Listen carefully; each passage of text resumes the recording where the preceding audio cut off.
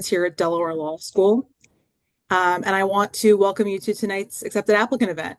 I'm also joined here by our admissions counselor, Heather Hope Curavillo, who's going to help me facilitate this conversation tonight. As you all know, March is accepted applicant month, during which we have a mix of virtual and in-person experiences so you can get a better sense of who we are, what we're all about here at Delaware Law, and why you belong here. You can learn more about our events by visiting the accepted applicant events page on our website. We can certainly throw that in the chat tonight in case you do want to take a look at what's coming up. So tonight's event is focused on practical learning opportunities at Delaware Law School, and I'm really thrilled to be joined tonight by our wonderful faculty, our wonderful students. We're all going to share some really great information and perspectives, followed by some Q&A so you can get all of your questions answered. In addition to my role in the admissions office, I'm also a very proud Delaware Law alum and practicing attorney. So the focus of tonight's event is really near and dear to my heart. I truly believe in the power of practical learning opportunities, particularly the ones that we have here at Delaware Law School, because those opportunities directly contributed to my own success as an attorney.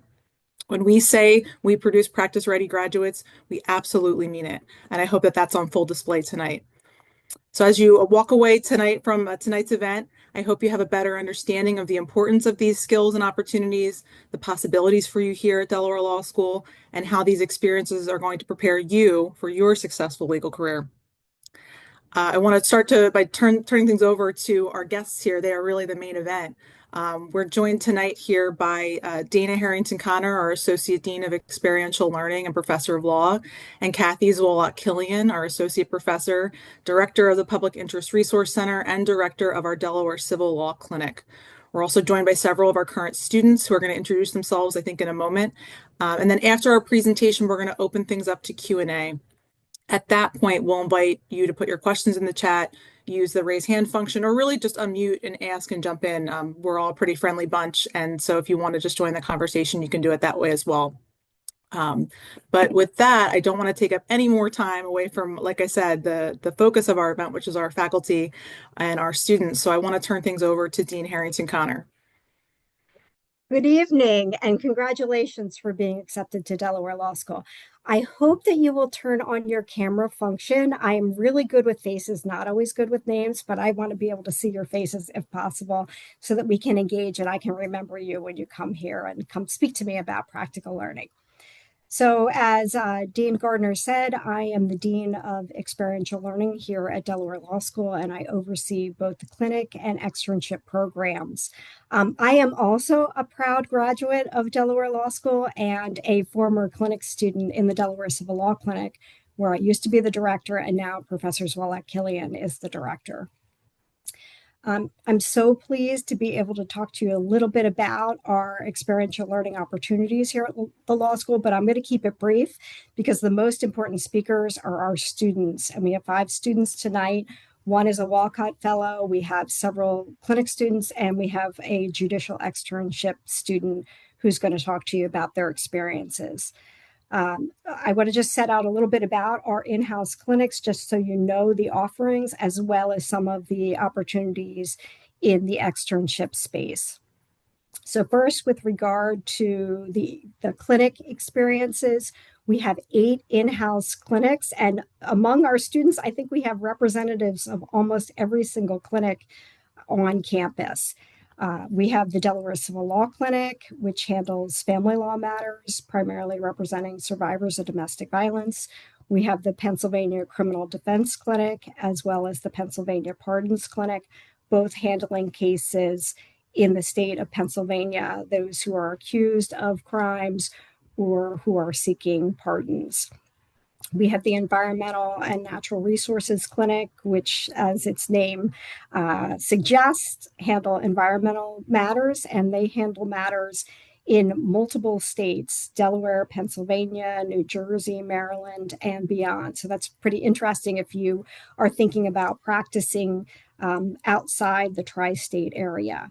We have the Veterans Law Clinic, and we have Ryan here to talk about that and some of the matters they handle, for instance, veterans appeals. We have the Innocence Delaware Law Clinic, where students assist individuals who have been wrongly accused. We have two dignity rights clinics, one which is a policy clinic and the other is a representational clinic. Right now, they are involved in a new program in Delaware to assist individuals who have served long-term sentences and are seeking release. And then we have a new estate planning clinic here at the law school where students will be drafting wills, powers of attorney, healthcare directives, and assisting clients with estate planning matters. The wonderful thing about our clinics and externships is it's an opportunity to get outside the classroom, right? Don't tell any of the doctrinal professors I said this, and work on your practical experiences. Some of our students are admitted to the limited practice of law in Pennsylvania, Delaware, and New Jersey, and they represent clients in court, whether that be in state courts in the tri-state area or negotiating matters outside of court. They conduct client interviews as well as witnesses. They investigate cases, marshaling evidence, drafting pleadings. I could go on and on about the skills that they're able to hone while representing live clients. Logan was like, yeah, man, I had Okay. And then in addition to that, we have students who are in our public interest externships who are doing very similar work as our in-house clinics, where our students are working for, say, the district attorney's office, Office of Defense Services, Child Advocacy Office, in-house counsel, in hospitals, Newcastle County Council. I could mention almost every governmental agency or nonprofit. A student can actually receive credit to work for that office so long as they're being supervised by an attorney and they're conducting legal work. In addition to that, we have judicial externs who are working in state and federal courts during the academic year. That's typically in the surrounding area, whether that be Delaware, New Jersey, Pennsylvania, or Maryland. But in the summer, some of our students will work anywhere in the country. They could be in California, they could be in DC. So there's opportunities in various places for students to work depending on their interests, and you can receive academic credit. So a student, many of the students that are here tonight that will be speaking to you are taking clinics or externships for 6 credits, which means they're working about 20 hours a week. It reduces their course load, and they are handling matters, whether it be representing clients or working for the court, drafting judicial opinions or bench memos, observing trials, and things of that nature. In addition to our clinics and our externships, we have several fellowships, and we have one of our Walcott Fellows here this evening. James will be talking about the Walcott Fellowship and his experience at the Delaware Supreme Court. We have 5 Walcott Fellows in the Delaware Supreme Court, as well as 5 Walcott Fellows in the Court of Chancery. Those students not only work as fellows for the court and receive academic credit, they also receive a scholarship during the period of time that they are engaged in their fellowship. We also have a federal court fellowship, which is the Reed Fellowship. We have one student working in the federal court in that fellowship, and we have in the works plans to extend some and include additional fellowships, as well as 3 domestic violence and advocacy fellowships here at the law school, where some of our students will work either for the prosecutor's office. We had one last semester in the homicide unit, and that's also a scholarship with that fellowship where the student is receiving academic credit. For instance, that was at the prosecutor's office in the homicide, domestic violence homicide unit. So those are just some examples of the opportunities here at law school.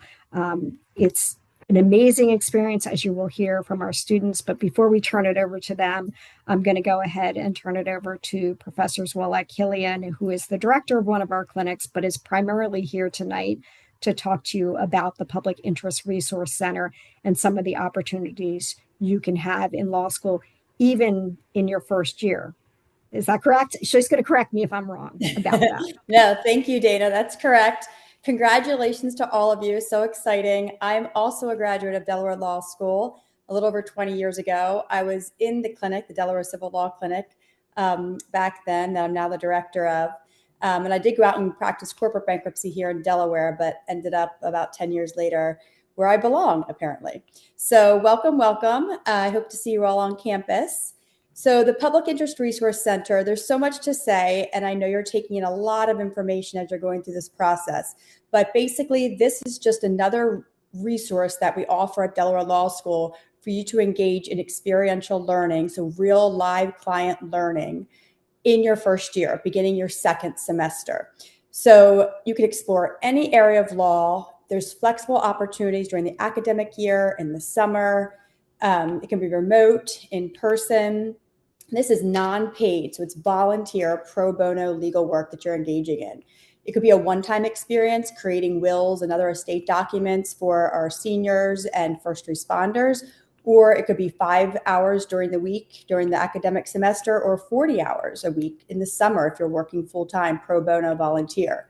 And it's really a chance to develop your practical legal skills, hone in different skills, and also build your resume and engage in professional networking. It's a great way to explore what type of clients you'd like to work with, what areas of law interest you most, just kind of dip your toes in the water a little bit.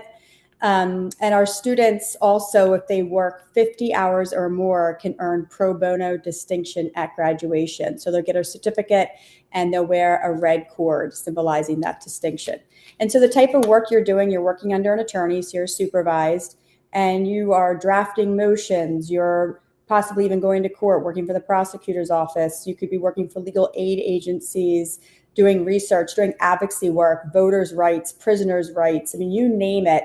New artists' rights, animal rights. I mean, you name it, military, any area of law, and it's a great way to explore. So we provide guidance and help figure out what's best for you and connect you with different agencies so you can start these experiences right away in your first year of law school. So that's a lot, but the key thing to remember is we do a website that explains all of this and more. So if you just jot down the Public Interest Resource Center and think of me, I'll be the person you'll be working with, and I love mentoring students. So I can't wait to talk with each of you. Thank you, Kathy. All right, we're going to turn it over to James, who is our Walcott Fellow, and he's going to tell you a little bit about his experience at the Delaware Supreme Court. Also, congratulations, everyone. Just speaking on my own behalf, I can tell you that I've so enjoyed my time at Delaware Law School. It's been phenomenal. The administration from the school and the faculty that are on here are amazing. I don't think I'd be successful as I am without some of the people that are on the Zoom call. And that also leads to this clerkship, or the fellowship, excuse me. So the Walcott Fellowship, it's offered for your 3L year. You apply for it in your 2L year. It's based off your academic ranking, things that'll come later that you'll get the specifics on that. But it's basically, you would interview for it. You interview with some panelists from our school administration, from the Supreme Court, and from the Court of Chancery. And, you know, it's something where it's, I don't know how to explain it, but it's just something where it's known throughout the state. I mean, I didn't know what a Walcott Fellow was, but it's something that's very prestigious within the state of Delaware. Everyone knows who a Walcott Fellow is. Everywhere I go, they know what a Walcott Fellow is. And frankly, when I was starting Delaware Law School, I didn't realize how important the Delaware courts were. So, you know, you'd hear all these court cases going through Delaware, and I would see companies going through there. And now realizing that, like, the vast majority of Fortune 500 companies are incorporated in Delaware, you see the importance of the Court of Chancery and the Delaware Supreme Court. So getting this opportunity was huge. I want to work in Delaware. It was something that, you know, just really kind of elevated my resume, but also my experience. And it's only offered to Delaware law students. So the Walcott Fellowship, when I was doing my summer, you know, internship over the summer, working with the firm that I was at, there was other people from various parts of the world, or excuse me, this country, that wanted to apply to these and just couldn't. I mean, there was just not enough like opportunities for them to get into these, and they were, you know, jealous of me as a Delaware law student. It was kind of like nice to hear that it was something exclusive for us. Just an example. So the justice that I'm working for, her clerks are, you know, from T12 schools. They've had to apply 3 years out. One of them went to Harvard, and I'm working, doing the same exact work that they are, day to day, working with them in the same capacity. Now, obviously, I'm there 20 hours, but what we do is generally the exact same. And again, they're 3 years out, they're doing this stuff. And being in there also leads a lot of these Walcott fellows that may not have gotten the applications before over some of these T12 schools. They now are getting hired as clerks a few years out. So if you want to go back and be a full-time clerk and add that to your resume, it's a tremendous opportunity for you to get in there. It also opens the door to be hired at other firms if you're not. Being a Walcott Fellow, and other externs as well throughout the state of Delaware, you're also invited to like firm dinners and things like that. So being a part of the court system generally, it opens up others doors that you would not be normally open to having not been there. The other thing is I'm getting direct feedback from a Delaware Supreme Court justice. I'm turning in a memo that is very daunting and it's very like hard work and it's being redlined, up and down. And my justice uses blue pen because she thinks it's, too mean to use red pen. But it is tremendous feedback for me. My report, my not report writing, my writing, legal writing has grown tremendously by giving feedback from a Delaware Supreme Court justice. I can't tell you the valuable feedback that I have just by learning and growing with that. I'm trying to just go through my notes here. I don't want to miss anything. The other thing I would say though, I didn't take advantage of doing an externship in my 2L year. I wish I would have done that, because now I'm kind of getting broken habits from a Delaware Supreme Court justice, and it's like great that that's happening. But if I would have taken advantage of some of the things you're hearing on this meeting on my 2L year, I'd be so far ahead. I really would. And there's other people that are in the program that did that, and it was something where I see that they kind of jumped into it a little bit quicker. It's just advice that I would give you. The other thing is I wish I would have taken a BizWorks class that you'll be involved in. These are things that I wish I knew at your stage right now, because it really would have helped me as I'm sitting in there. And when I say sitting in there, you're listening to oral arguments from attorneys across the entire country. Some of them probably are outside of this country, to be honest with you. They're admitted pro hac vice, which just means that they're not Delaware attorneys. They're coming in with Delaware attorneys. For example, I sat in on the Tesla case. I think everyone in this room knows what Tesla and Elon Musk, and there must have been an army of probably the best attorneys in the world arguing that case. And you're sitting there 10 feet from these people, listening to some of the best oral argument that you can hear in the country. And it was an amazing experience for me. Additionally, like networking, I'm invited next week to a dinner with my justice. At that dinner will be other judges. There's going to be a Third Circuit judge there. I never would be involved in that. I would never be exposed to that if I wasn't in a Walcott fellowship. I think that's all I have. I mean, it just generally, like I said, we're there 20 hours, but really it's just like kind of getting a case, dissecting it. The other thing that's important for me is I'm learning things and reinforcing things about, like, for example, I learned in ProRep, ineffective assistance to counsel. I've written 3 memos on appeals that come up for that process. That is going to help me in the process of studying for the bar. So you're getting practical experience as an attorney, but you're also practicing for the bar. So that's another little advantage, I would say, being at the Delaware Supreme Court. I know that was kind of fast and I kind of run through a little bit, but that's all that I have. And I guess I'll save for questions unless you have anything. James, thank you. That was great. I think we're all speaking fast because we have so much information to provide to you. And hopefully, if you come away from this and you have questions, you can reach out to any of us. We're happy to answer those questions. So we're going to next move to Ryan, and Ryan is in the VA clinic. In addition, he's involved in all kinds of military programs at the law school. So he might give you a little information about that as well. Ryan? Thank you. Congratulations, everyone, for being accepted into law school. This is a big step. So just a little background about me, and then I can get into the little spiels. I'm an officer in the Marine Corps, but before I did that, my background was actually in corporate architecture. So some of what I wanted to talk about is how that original professional practice experience compares to what I've learned with my clinic experience. So first and foremost, you don't need to be in the military at all to go after the Veterans Law Clinic. There's actually the majority of people are not in the military. The clinic is really great because we generally help out veterans who need support. It's still pro bono. It's the same sort of stuff that you're going to hear about the other stuff, but only within the VA, the Department of Veterans Affairs. So it's a really unique place, and we run a little bit differently than the other clinics, but it gives a really good experience that mirrors real life professional practice in a way that I'm just really glad to have been able to experience. When I got out of my undergrad, I just started in architecture in DC, they they just expect you to figure it out on the fly. There's no rules. You know how to draw some things and that's it. So you're getting yelled at, you're going to these random construction meetings, you have no idea what's going on. And one thing that I've really enjoyed about my clinic experience are experience is, excuse me, that you get a sort of like intro professional practice and you're able to um, kind of everyone's coming in with different experiences. Everyone has a different level of writing proficiency, of oral advocacy skills, of, you know, uh, researching strength. So everyone has a really different approach, and the clinic experience that I've had has been a really good way to apply it, practical application, like on the ground, like you have a real client, multiple real clients, depending on the clinic. So it's just been a really wonderful experience because instead of that sink or swim moment when I hit the ground in for architecture, I'm having this really great professional practice experience that I can, night and day difference from that. So 100% do recommend.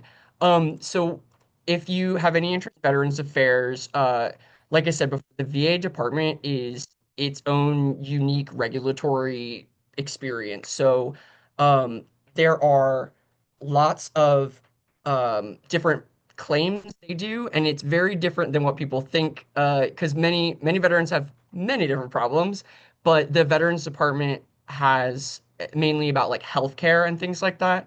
So there is some overlap between some of my peers who are doing med mal, only very different because we have to work towards the elements of the VA claims. So it's really unique, but it really helps reinforce some of the other substantive classes that you will take, civil procedure, um, evidence. Like there's a lot of these skills that I'm getting direct, like, okay, yeah, they said that, but what's the evidence to back up that claim? Like it's really nice for that. And then there's also some more of the complicated, I guess not all of our clients. We have only a few clients that get into really challenging circumstances where we're advocating for people with PTSD, or if they have any sort of they got a other than honorable discharge. So there are circumstances where we can really help out veterans who the system has really not benefited.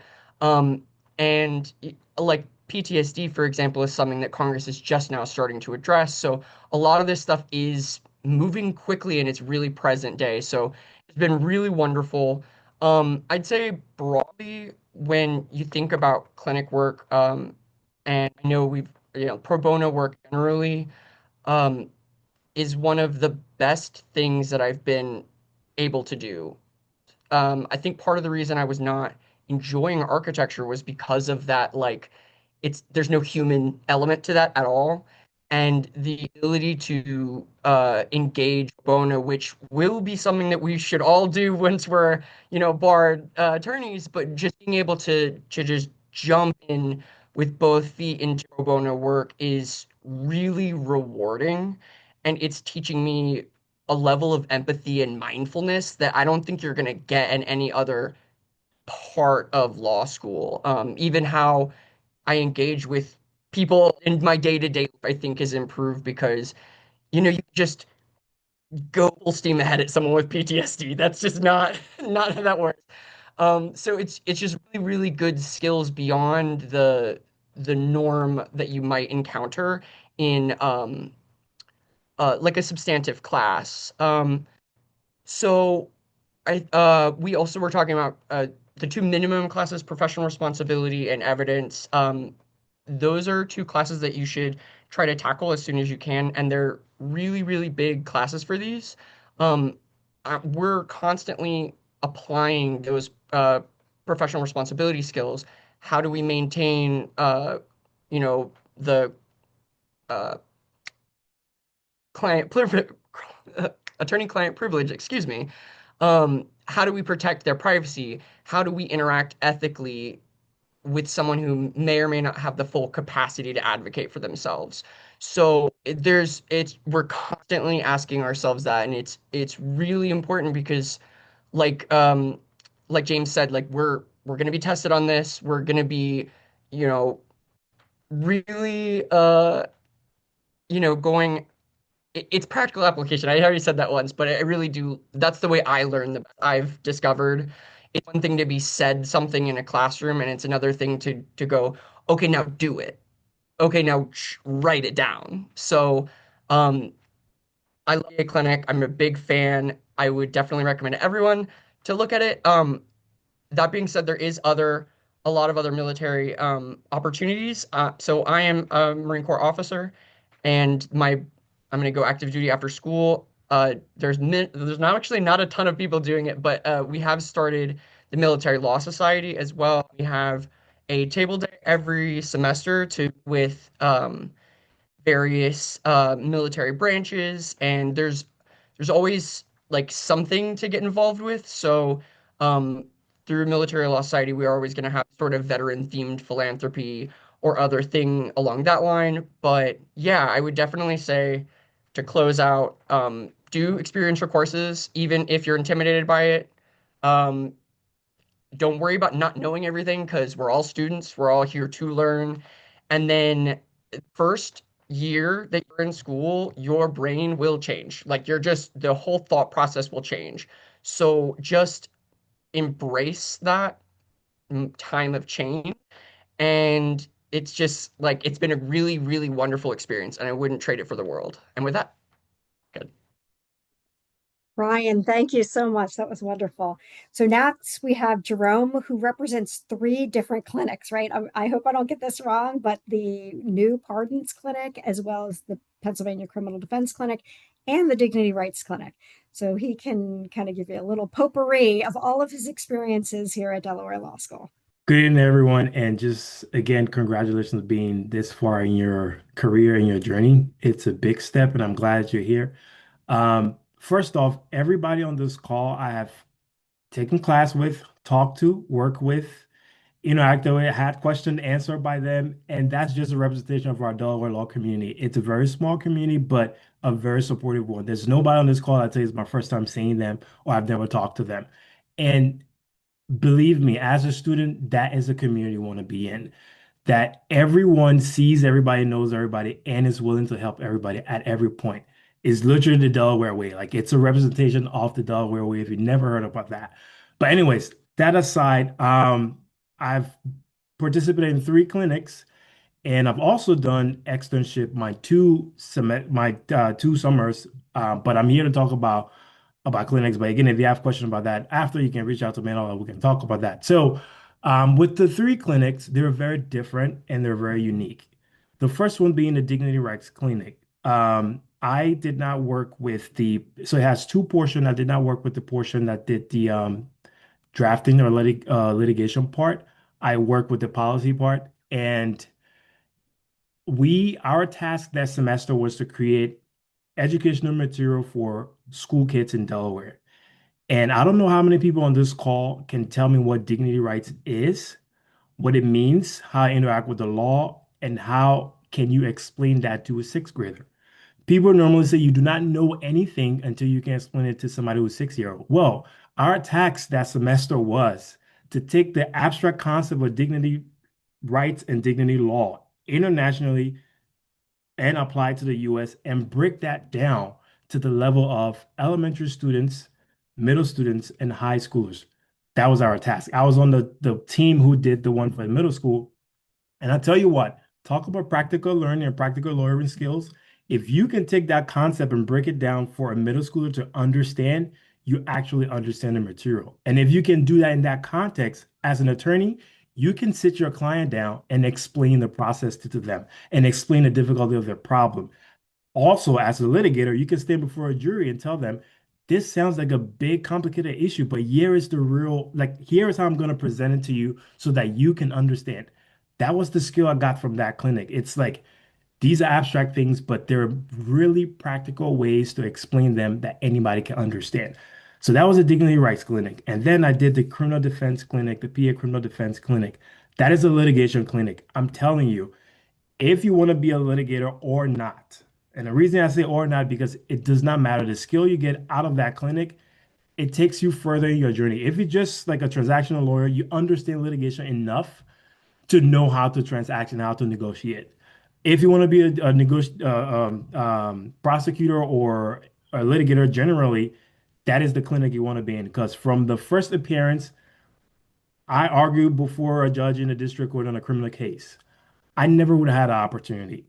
First off, like Dean Harrington kind of mentioned, you'd be admitted in PA, which is where we practice. We admitted on the PA rule. I forgot the rule number, but basically what that rule allows us to do is, as law students, to actually practice on a licensed practitioner who is the clinic director, and you appear in court on the record and you're addressed as counsel. And in that clinic, you schedule client meetings. You send out clients correspondence. You correspond with the court. You negotiate the matter with the prosecutor. You are the one driving the case from the start to the end. The teacher is just there to give you guidance. There is not once in court that Professor Griezmann had to like stand up and talk. Even if she wanted to, it was just on you. And beside that, before going to court, we had done several practices about what to do, how to stand up, how to speak, how to respond, how to slow down. And also, if you want to talk about interview, she would tear up your interview notes that you have before you meet with your clients several times. You will know the case inside out, and you can go out there and actually perform. And people come to you after and say, man, for a law student, that was really good because you were well prepared before you even go out there to speak on a record. Because we practice, we practice, we practice. So how that clinic is set up is you're paired with other students. I've come to learn that it's actually a really competitive thing to get into it. Like there are only spots for 6 people. And Professor Grisma was just telling me the other time that she has like 36 applications. I was like, I don't know how you're going to do that. But but that's the clinic, and because of what it offers, a practical learning opportunity, it really is a great experience. And then this semester, I'm doing the pardons clinic, which is the flip side of the criminal defense clinic. So the criminal defense clinic, you're representing somebody in an active criminal case from the time the case was filed. So that's district court level, depending on the state you are, but this is for PA, all the way to the common pleas till you have either a trial or you have a disposition to like a guilty plea. I had the opportunity of actually going to a suppression hearing. That's something that's very rarely happened for a law student. That's the kind of experience you get with the clinic. So that was for active case. And then the clinic that I'm in now this spring is for cases that have already been done. And this person is asking the Board of Pardons in Pennsylvania. I have done the time for my crime. I've paid my fines and costs. It's been maybe 10, 15, 20 years. Some people it's even up to 30 years. I haven't had any adverse interaction with law enforcement. And this thing is hindering my life because I can't get a job. I can't go back to school. I can't get licensure. And I just need to move forward. So now you're asking the board for forgiveness. This is not the court process. So again, that's another skill you get as a lawyer from doing this type of work and this clinic, because the first one I got the litigation skill, and the other clinic I got the skill on like dissecting abstract information to simple understanding. And then now I have to be very persuasive. So you present it with a case in the clinic, they give you training, and after that they tell you, all right, here are your clients. Here are the criminal record. You sift through it. You prepare for your client interview, and you come with any questions. And I'm going to teach you how to do everything. But you're really on your own. You're driving the ship. You interview your clients.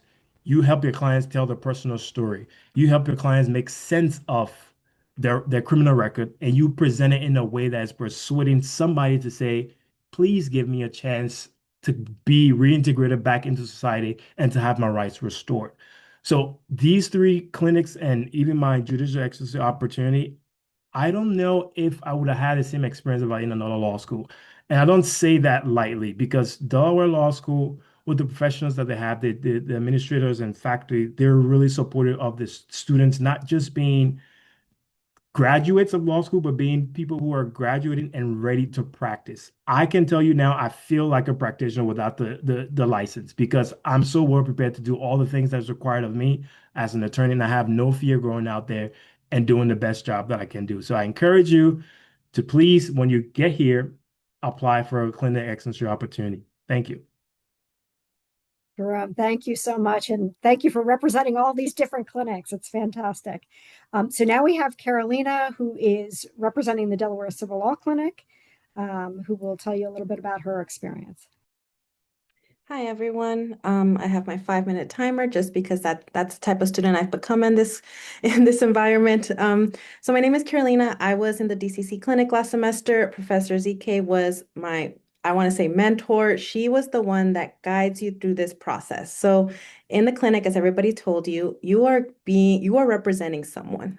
You are making the arguments, and you are doing every step of the way. You're learning how to do, in my case, I was working with victims of domestic violence. Sometimes there's children involved, but I'm just going to stick into how you grow. So our professor is, like Jerome said, they are there to go to if you can't find your answer. But even if you can't find the answer, they're going to tell you, did you look here? For you to go find it yourself. And in that moment, you're like, Professor, just give me the answer. No, they are there to make you a better attorney, to be better. And I'm gonna tell you right now that in the clinic, you might have days where you're confused. You're like, I don't know if I did the right thing being in law school, because I'm gonna tell you right now, none of you know how to ask a question. None of you know how to ask a question. I thought I knew how to ask a question. I didn't know how to ask a question. And Professor ZK was there to teach us how to ask questions in a court setting. So I was doing family law. And with family law, there is a lot of emotions. You have to be able to work with the law and with the person, because the person has goals. And as their legal representative, you have to make sure that you don't step on their toes. Like, you follow what your client wants and also give them the recommendations that you need. The way that the DCC clinic is split up is you have to learn the law, which is the fun part, right? So you learn the law, you figure out how someone qualifies for something, and then from there you apply the law within a fake scenario, a nice little safe space. But you do that one class. After that, bam, you have your client and it's time to learn and figure it out. So you get really, really close with the people in your clinic. We also have the limited practice rule. So I was practicing in Delaware, and you go into court, you see everything, you get the nerves before your trial, you're prepping like crazy for weeks for this case. And then you start to get like sweaty hands because you are going to be representing this person. This person is looking towards you for help. One thing that I told Professor Killian is that when we were in front of the judge, in Delaware, in Wilmington, the client was afraid of the person on the other side. And what I had to do in that moment was fix myself so that I could be the barrier between the client and the respondent on the other side. And this is just something that you kind of just learn from the way you work it and from seeing other people do these types of cases, what you have to do. But being in that position I am the one who is going to be here to advocate for my client is such an empowering feeling. And we're entering so I'm a public interest person. So I'm going to be working at a nonprofit after this. That's just who I am. So even I know in law school, there's like, I'm going to say it, some people really push you to go corporate or go that route. But at Delaware Law, Professor Killian, there's a department for people like me who want to go into public interest. So if you guys want to help people do the clinics, you're going to grow immensely. You're going to be so afraid. And you know what? That last day of clinic, I told myself, this has been awful. I'm going to be a horrible lawyer. This is hard. This is too hard for me. And I can't tell you right now, I'm doing a judicial externship, and all the work I did last semester has rocketed me. Like, I was offered a clerkship by the judge, and I'm just like, what is happening here? Like, the things that you learn in your clinic will go on to the next way. So like, you need to just Really put the time in. And look, you're gonna have, like Jerome said, it's a competitive process. How did I get into the DCC? I don't know. Ask Professor ZK. But I applied early, I got in. So you guys need to advocate for yourselves in law school. So if you want to do a clinic, like one of the other speakers, I think Ryan said that you need to take evidence and pro rep. So start mapping out your year so you can get into a clinic. I would have loved to do a judicial externship before, but I didn't do that research. But now I'm doing it my last semester of law school. And yes, should I have been just like being relaxed? No, you're going to be a lawyer. You need to put in the work and prepare yourself. So with the DCC clinic, I hit my 5 minutes, so I'll do one more minute just so you all know. Um, it the DCC clinic just shows you that there's a lot out there that you can do to help people. Just regular terms that you think are mean nothing, like custody and how there's custody. There's two types of custody. Like I'm gonna say it like generally, like two types of having like taking care of your child. There's a lot of rules that you get to learn and apply, and then you have someone nice. So in our clinic, we go through direct examination. So we have our questions, our answers from our interviews, and the Professor ZK goes out of her way to make sure that our questions are solid, that our objections are solid. I know what an excited utterance is. Don't worry, guys. You guys will learn it in evidence. But these are things that I need to know to pass the bar. Like it's a whole cycle that you have, preparing you to be a good lawyer, preparing you to be a good interact with clients, and also have the law for when you take the bar or if you want to go into family law. And this is just another plus. Professor ZK and the professors here are really well connected. So they will open doors for you if you ask. Carolina, that's great. And a really nice segue where you touched on judicial externships to move to. So thank you so much. Our last speaker, which is Christopher Updike, who has been a judicial extern 3 semesters. Is that correct, Christopher? That's correct. And he's also my teaching assistant. So he's going to kind of bring us home with some comments on judicial externships just generally, although James started and a Walcott Fellowship is technically a judicial externship, but he's going to speak more generally, working with state court. And then we're going to open it up to some questions. Christopher? Yeah, so again, I would just like to congratulate everyone.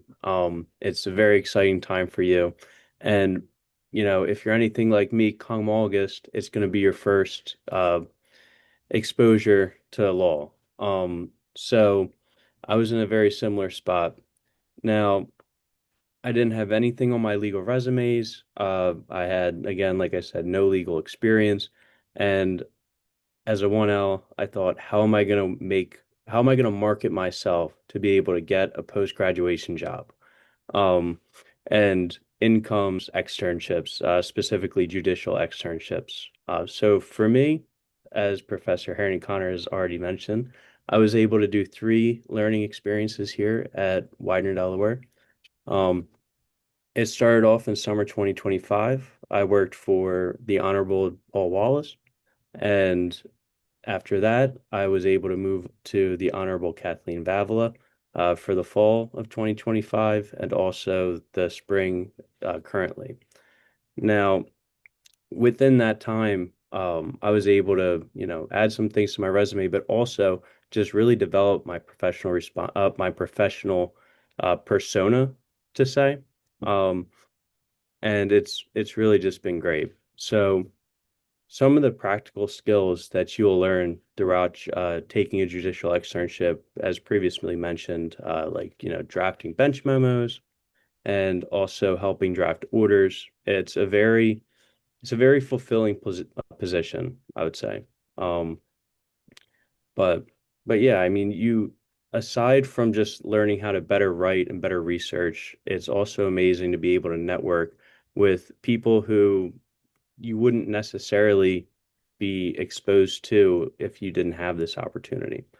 Um, so yeah, I would definitely advise everyone to take advantage of, these great opportunities that the law school offers. And to do that, I would highly suggest getting evidence and professional responsibility done as soon as possible. I don't think that we had very much leeway on our first year, but that it goes into planning for your second year, for when you are 2L and you are able to take these classes. And yeah, that's about all I have to add in. So thank you. Thank you, Christopher. So I think we can open it up to some questions. Heather, I know you've been monitoring the chat, but if people have questions, you can raise your hand or you can unmic. Heather, do you have some questions? So there was a question. I'm guessing that it's probably for Ryan, asking if you had an intention to go into JAG after graduation.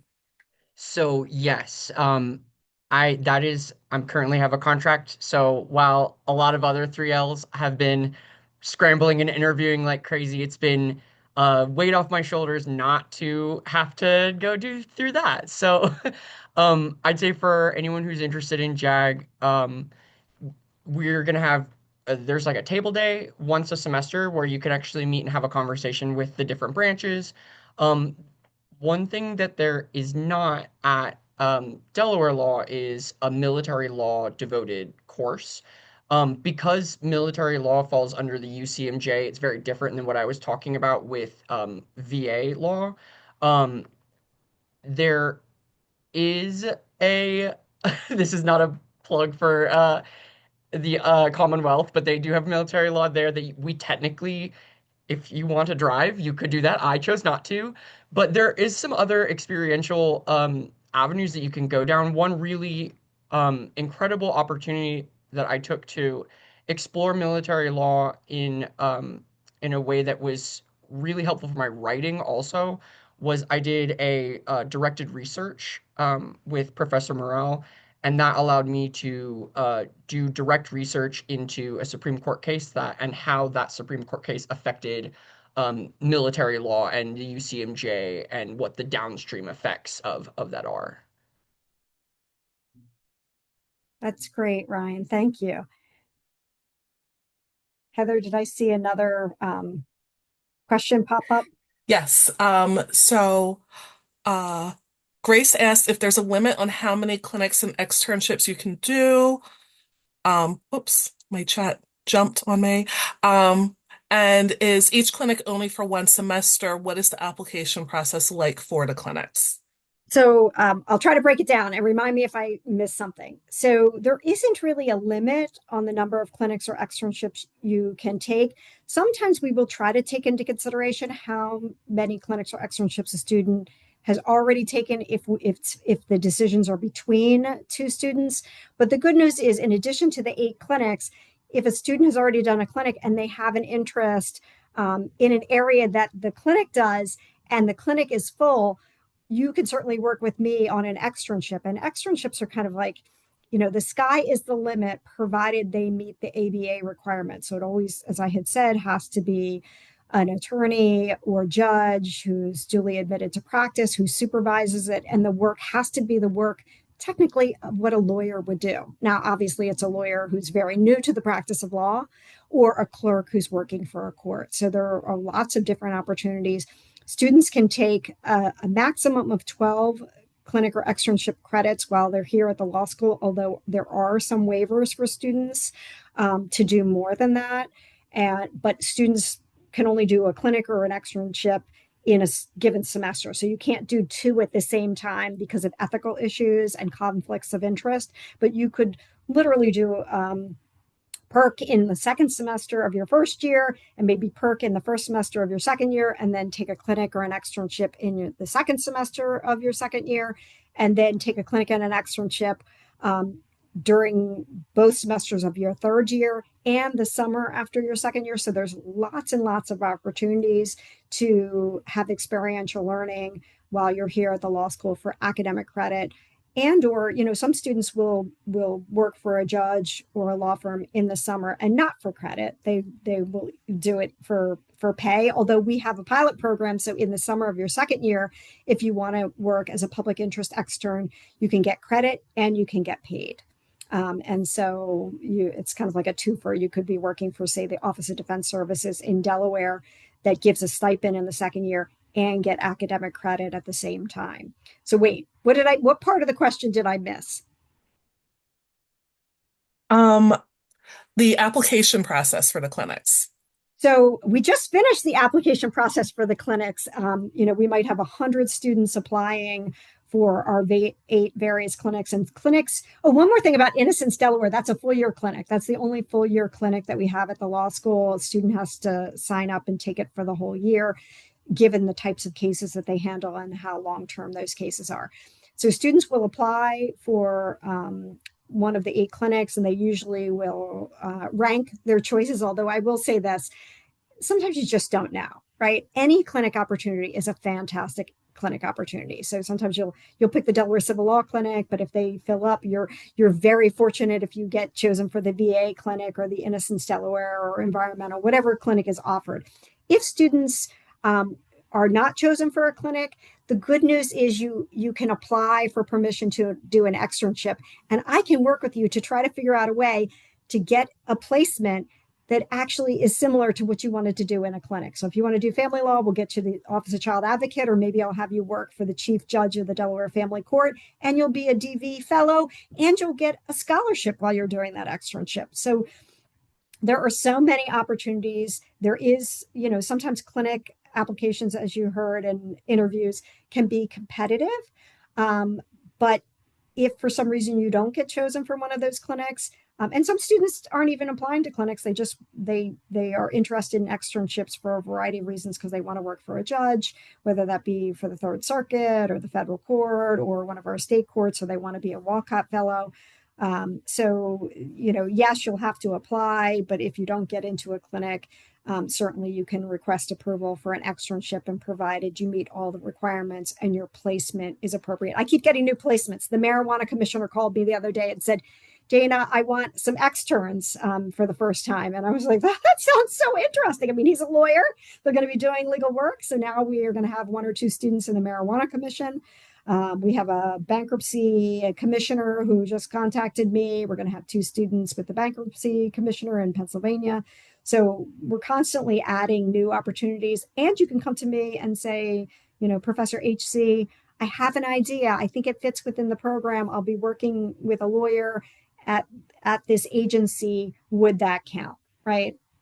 And my philosophy is usually, as long as it meets the ABA requirements, and you're going to, unlike PERC, where you can work remotely, you do have to work in person to get academic credit in a clinic or an externship.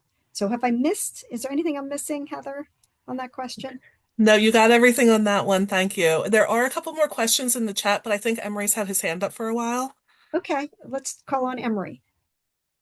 And he's got his camera on, so he gets an Hello. A+. Hi, Emery. You guys hear me? Yes. Great. I'm so glad to be here and hear from you guys all. It was amazing stories on how these externships and clinics affected your passion for the law. 2-part question. How do we find the right one for us? Because hearing all your guys' stories, I want to join every single one, but I know that's not possible. How do we go about finding the right fit for us? And I also wanted to know a little bit more about the Innocence Clinic. Great. Okay, so let's start with finding the right one for you. You should be your own best advocate. So I would recommend, but the students might say something different, to meet every clinician and have a conversation with them. Like, you could reach out to Professor ZZK and say, can we have a meeting even in your first year to try to figure out, is that the right clinic for me? Or Professor Morel, who runs the VA clinic. Talk to the clinicians, right? And I will say it will work for you in the long run, because if they know you, they're going to probably choose you in the clinic because you've been so passionate about the work that the clinic does from day one. When I ran the Delaware Civil Law Clinic for many years, the students who came to me in the first year and said, look, I want to be a DV advocate, I want to work with survivors of domestic violence, or I want to take the Delaware bar and I need to get my clerkship requirements done.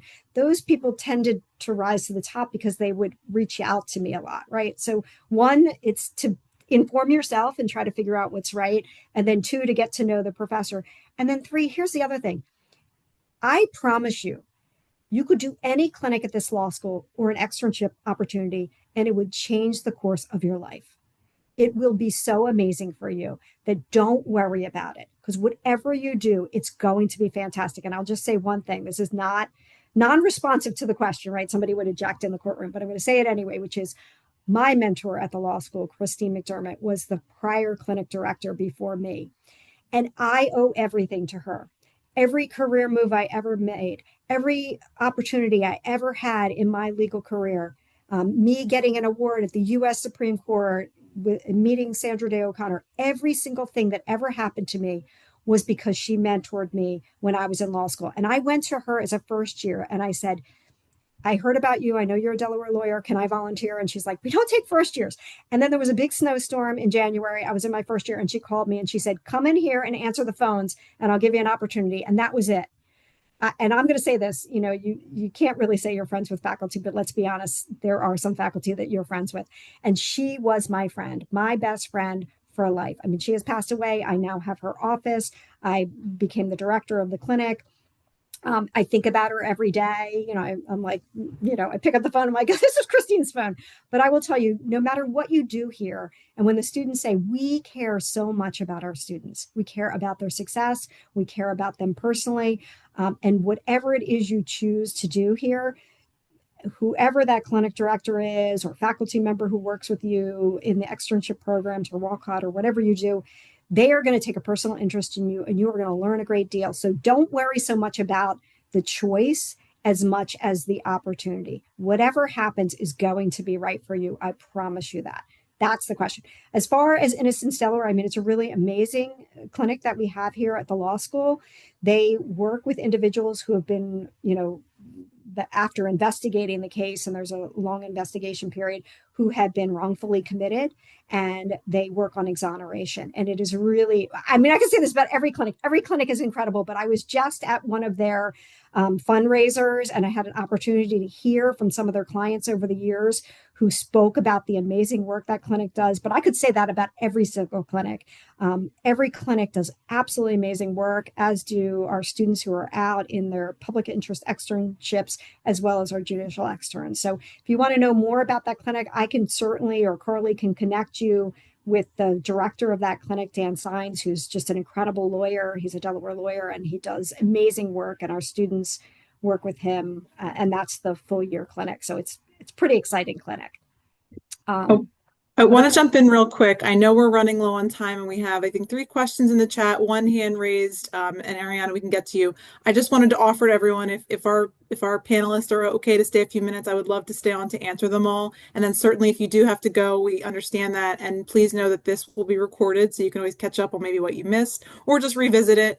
But I did, to the extent everybody on the call is okay with just a few more minutes over. We've had such great conversation that this was bound to happen. But so back to the questions, I'll hand it back over to Heather Hope, because I know we have a few more in the chat.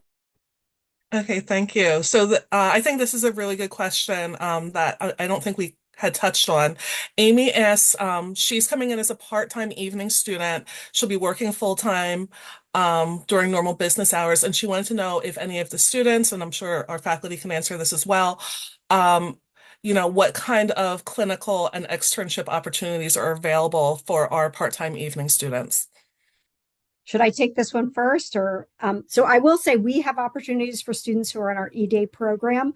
And so it really just depends. If you have some availability and flex time to be able to do a litigation clinic, there is a requirement that you're available at least at some point during the workday, because that's when trials typically occur. Although we could fashion an externship if it's in a JP court or somewhere, so that it's a night court. And there's other opportunities for students in the externship world, and our new Wills, I was going to call it Wills for Seniors, but that was the one we had offered. Now we are offering the estate planning clinic, is a 2-credit clinic. I did not mention that. And that is often a good clinic for ED students because the time commitment is a bit less. And some of that work can be done nights and weekends for the elderly or terminally ill that are in need of estate planning documents. So that's another opportunity. And if for some reason the clinics, depending on your schedule, are not, you're not able to do them. Although I know the Dignity Rights Clinic is another clinic where it's, a lot of our ED students can do that clinic because the course occurs at night and a lot of the work can be done on nights and weekends. We can figure out a way to fashion an opportunity in the externship world, whether it be public interest or otherwise. But maybe Ryan's got his hand up, so I think he can speak to this as well. So yeah, we actually have currently, because all the clinics do operate differently from each other, but as I'm here to plug the VA clinic, we have at least one extended division student. Most of our work is remote, so we have our class time, which is in the evening. Professor Morrell said she really wanted to have that in the evening to give people the option. So depending on what your schedule is, it always is Monday, I think from 4 to 6 or 6 to 8, one of the two, I forget. But because we're mostly remote, if the other clinics maybe aren't the right fit for that, I know that we have currently someone who's um, in that position. Amazing. Thank you both. And the same is true for the Dignity's Right clinic. I know Professor Herring didn't talk about it, but I was in that clinic and we had people from extended division as well because it meets in the evening. And also there are two sections. So one meets online and one meets in person. So you have an option on that end.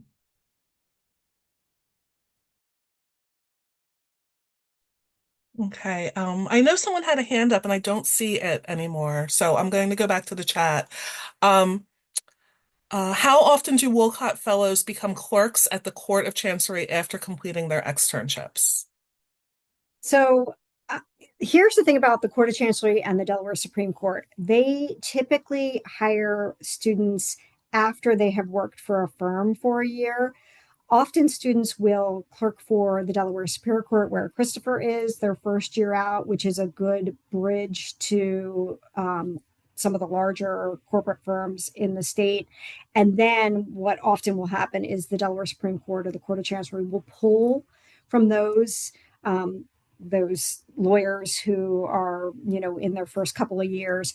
They'll clerk for the high courts for a year, and then they'll hop back to that firm or another firm and they can negotiate a clerkship bonus. So some of the firms are giving $100,000 clerkship bonuses on top of their first year $200,000 salaries or so. So that's another way that, one, it's a resume builder, opportunity to learn more, and then work for these high courts, or that individual will go to the federal court or a circuit court.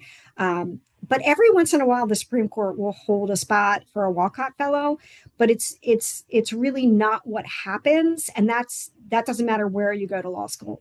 Primarily, individuals who work for those two high courts will work for a law firm first, and then they'll move over to the courts, unless they're working for a magistrate in Chancery. But if you're looking for corporate experience in the Court of Chancery, usually you're going to clerk in the Superior Court, then work for a firm, or go directly. James is going directly to a firm, and then you could spend a year or so at that firm and then pop over to the Delaware Supreme Court or the Court of Chancery, which obviously those clerkships pay less, but the firms know that, and then they're going to give you a bonus, to make up for that salary when you go back to that firm or another firm. So that's probably more information than you needed, but that's no matter where you go to law school. That's pretty much the standard in the state of Delaware.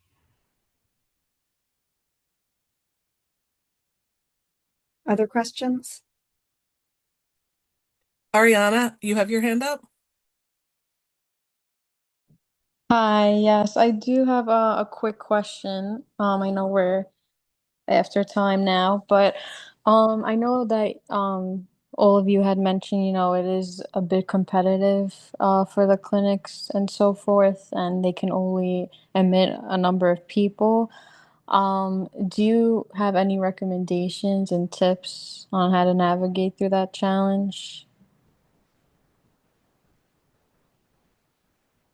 I would say, in addition to getting to know the professor, as I had said, and, letting them know how interested you are, I wouldn't get too stressed about that. I mean, we have 8 clinics. Some clinics take 6 students. Some clinics take, I think we have one taking 14 students. So it really just depends on the clinic.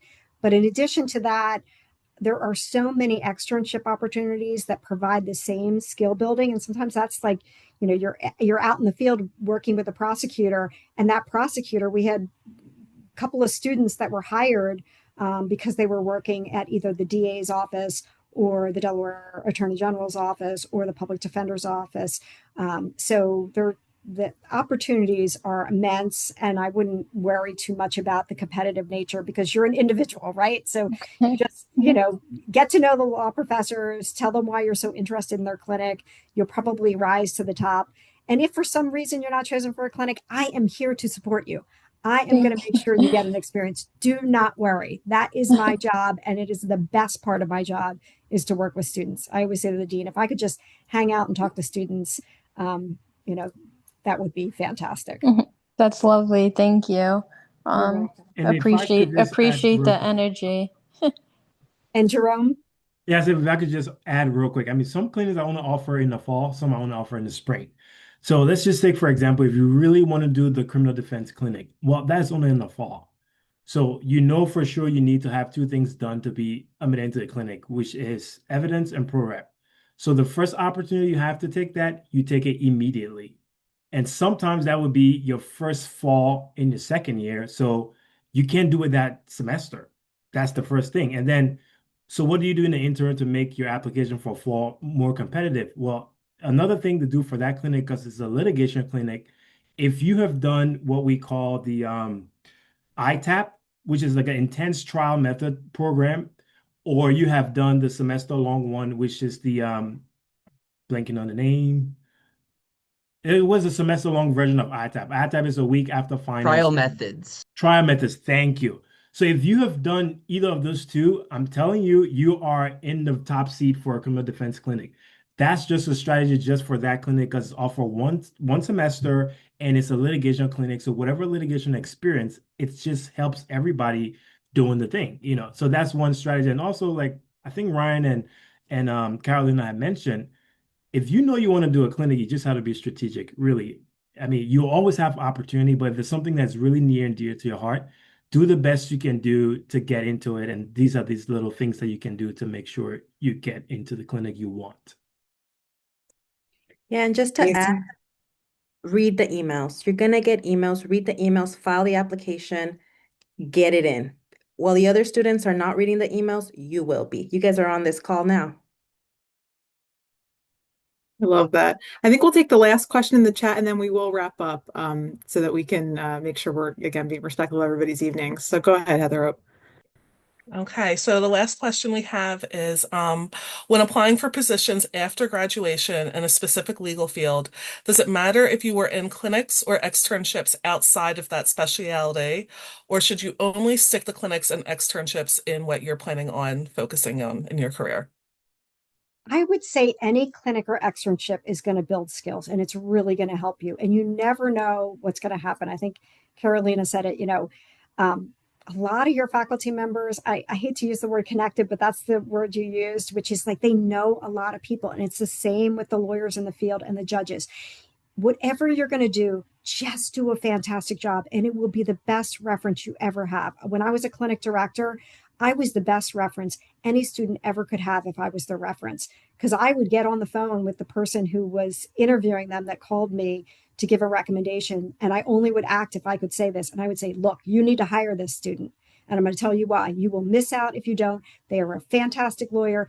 They are highly skilled. They're very smart. And the other thing is they're nice, right? And niceness counts. Remember that. Just be nice. Be nice to everybody at all times because people want to work with nice people.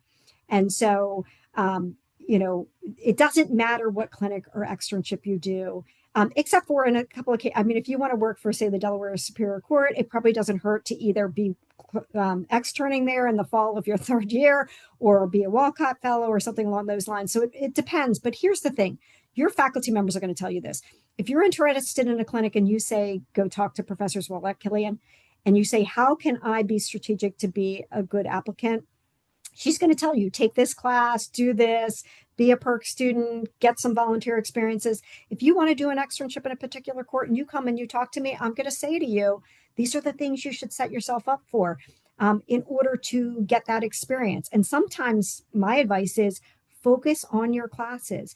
GPA matters. It matters for bar pass. It matters sometimes for experiences, depending on what level court you want to be in. So these experiences are really important, but make sure you do all of the groundwork to get yourself there so that you can pass the bar, so that you can get a good experience, so that you can get a good reference.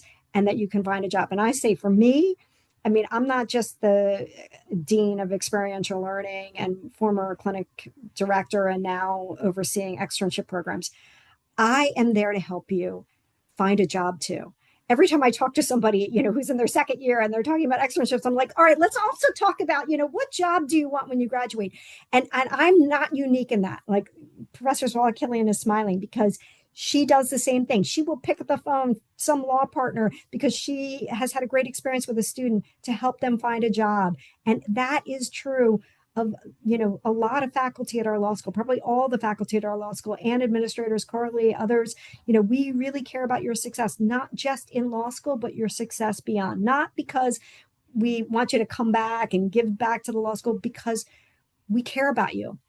And Kathy and I and Carly, I mean, we're Delaware law grads, so we really care about you. I mean, we want to make sure you succeed because somebody has helped us to do that as well. So I would say, don't worry so much. You're going to have an experience, and the experience you have or experiences are going to be the right ones for you. You're going to learn a lot. You're going to be a better lawyer and person for it. So I'm so excited that you were here tonight. I'm so pleased that I got an opportunity to talk to you. I want to put a plug in for our interns and externs, which is they are amazing and they make us so proud. Just having the opportunity to hear them speak makes me proud of the law school and of them. So I really want to just, take a moment to thank them too for taking time out of their busy schedules to speak to all of you about their experiences. Absolutely. And I think that's a great place to stop. And I appreciate so many people hanging on with us. This is always a great conversation. Every year, I think we go over on this event, but I think it's worth it because of all the good information that our faculty and our students provide. Again, I echo Dean Harrington Connor. I'm so proud when I hear about the work that our students are doing because it's important for them, but it's important for our community that we serve. So really appreciate you all being here. And I appreciate all of you students being here with us tonight. If you haven't already done so, we encourage you to register for other events this month, just like this one. On Tuesday night, we have another virtual event. It's going to feature our student affinity group leaders, really going to focus on the community that you're joining. A little bit of that was touched on right by some of our students tonight about that support that you can expect here. So please make sure to sign up for that. On Thursday, we're hosting another virtual event featuring more students and an overview from Student Affairs because, obviously we want you to succeed academically, but we also want you to succeed personally and professionally. So want you to know the resources that you have. And then finally, and please mark your calendars for this one, it is a don't miss kind of event. On Friday, March 20th, we're hosting Accepted Applicant Community Day. It's an on-campus event that starts at 2 p.m. and will feature a faculty panel, a campus tour, and more opportunities to meet and greet with our amazing students, our student service offices, and really future classmates. So please don't miss it. Please mark your calendars. We're looking forward to seeing you all there. And with that, thank you so much for being with us tonight. We hope to see you at the next one.